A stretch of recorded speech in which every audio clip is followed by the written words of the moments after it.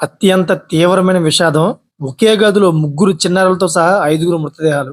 Suicide నోట్‌లో సంచలన విషయాలు బయటపడ్డాయి. అసలు ఆ విషయాలన్నీ మనం పూర్తిగా తెలుసుకుందాం. ఎందుకు ఇంతమంది చనిపోయారు ఒకేసారి అని ఈ వీడియోలో పూర్తిగా తెలుసుకుందాం.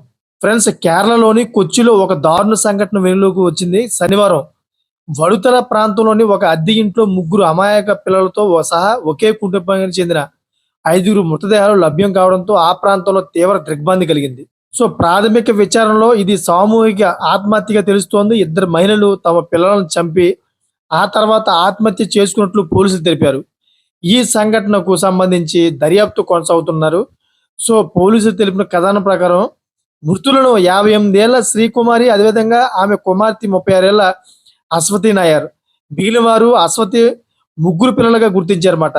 ఆ పిల్లలలో 14, 4 ఏళ్ల వయసున్న ఇద్దరు కుమారులు, 2 ఏళ్ల కుమార్తె ఉన్నారు. సో ఈ కుటుంబం వాస్తవానికి తిరువనంతపురంలోని విలెప్పిసాలకు చెందినది. సో చికిత్స కోసం కొచ్చికి వచ్చిన ఆ కుటుంబం సామూహిక ఆత్మహత్యకు పాల్పడి ఉంటారని పోలీసులు అనుమానిస్తా ఉన్నారు.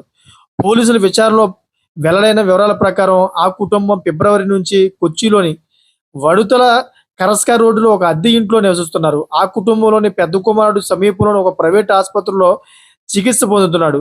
అతని బాగోగులు చూసుకోవడానికి వారు అక్కడే ఉంటున్నారు. త్వరలోనే ఆ ఇంటిని ఖాళీ చేయబోతున్నారని, అయితే ఆ సమయానికి ముందే ఈ ఘోర సంఘటన జరిగిందని స్థానికులు చెబుతా ఉన్నారు. సో ఈ విషాదకర సంఘటన శనివారం మధ్యాహ్నం చోటు చేసుకుంది. ఒక కేబుల్ టీవీ ఆపరేటర్ పని మీద ఆ ఇంటికి వచ్చాడు ఒక వ్యక్తి. అతను కిటికీలోంచి గదిలోకి తొంగి చూడగా ఇద్దరు మహిళలు ఉరితాడుకు వేలాడుతూ కనిపించడంతో దిగ్భ్రాంతికి గురయ్యాడు. అతను వెంటనే కేకలు వేసి చుట్టుపక్కల వారిని, పోలీసులను అప్రమత్తం చేశారన్నమాట. ఈ విధంగా అయితే తెలిసింది వారి యొక్క ఆత్మహత్య చేసుకున్నారని చెప్పేసి. చూసారు కదా, లేటెస్ట్ ఇన్ఫర్మేషన్ కోసం నా ఛానల్ సబ్స్క్రైబ్ చేసుకోండి. Thank for watching friends.